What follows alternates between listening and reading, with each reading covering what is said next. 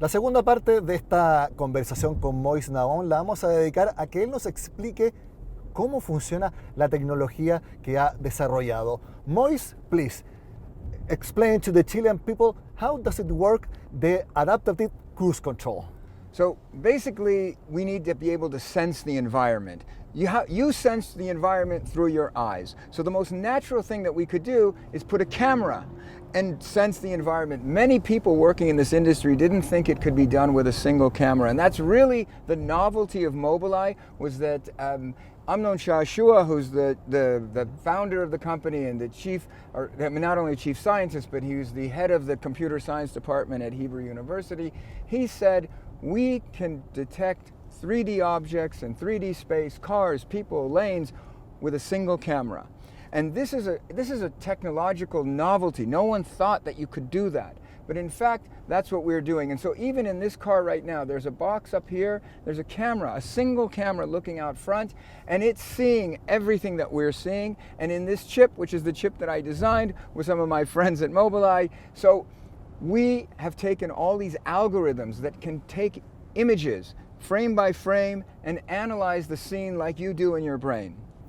And how exactly can, in the cruise control, by example, there's a car ahead, it slow down automatically, and then when there's no car ahead, it can accelerate just by itself. Right. So you know cruise control, you said you wanted to go 90 kilometers an hour, you set the system to go 90. So now the system's going 90, but now we're getting to a car or a motorcycle that's going 70. So you know, I have to keep my distance, and you slow down. It's the same thing. We see that vehicle in front of us, we can sense distance. And like I said, that's the novelty, that with one camera, we can still detect distance. And so we know that we need to maintain our distance. And so we control the car, we slow the car down simply by manipulating those controls that you manipulate with your feet, the pedal, the brakes. We can go directly into the engine control and do what you do. Another piece of tech that is amazing is the technology to help stay in the line if we are distracted, or even if we are not driving perfectly. How does it work? Because I always thought that is the camera that is looking to the lines of the road. Is that how it works? Yes, absolutely. It's not so simple. There's a lot of image processing algorithms that have gone into this to be able to detect what's a lane and what's not a lane, or to see a curb. We have an algorithm called Magic Carpet, which not only sees the lanes, it sees the bumps in the roads. And so you could even have adaptive shock absorbers. You can do all kinds of things. You can avoid the bumps. You can follow the lanes. And so we're able to basically navigate the car without you touching anything. Where or what do you think is going to be the next tech that is going to approach us to full autonomy driving? Yeah, so I think that the main thing is our sensors and safety. So like I said, we can drive this car basically with just a camera, or today we're working with 12 cameras surrounding the car, so that it allows us to do things like parallel parking and take into account everything that's going on in the car. This will allow us to drive autonomously, but nevertheless not so safely, because what happens if something happens to a camera? What if one camera got covered with mud and so forth?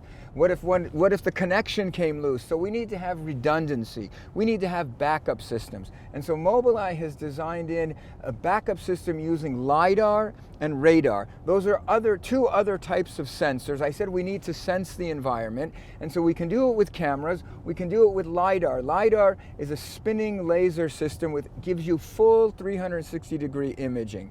There's also radar, which is very good at measuring distance. So we can integrate those sensors, we call it fusion. You put together what they're telling us, and then we have another system in parallel to our camera system, which is giving us redundancy. It's both systems need to agree that, oh, we need to slow down, oh, we need to change lanes, oh, we need to follow this curve. If they don't agree, so now the system takes over and says park. In a personal feeling, how does it feel that your work, the technology that you help create, is now in many, many cars around the world? Yeah. So, I mean, as far as I know, the number is already over 150 million cars. It's very satisfying. It's kind of hard to even put your head around it. I mean, Amnon Joshua mentions at one of his talks recently that there's no group on the face of the earth that has saved as many lives as Mobileye, which is crazy, and it's obviously a great honor, but it's also very humbling. I mean, you know, basically I'm an engineer, I developed a system, I did what I was trained to do, and I've been fortunate enough to be part of something that's so great. Lo que ustedes quizás no saben es que Mois Navon ahora es un rabino. Hablaremos de innovación y religión al regreso acá en Agenda Económica.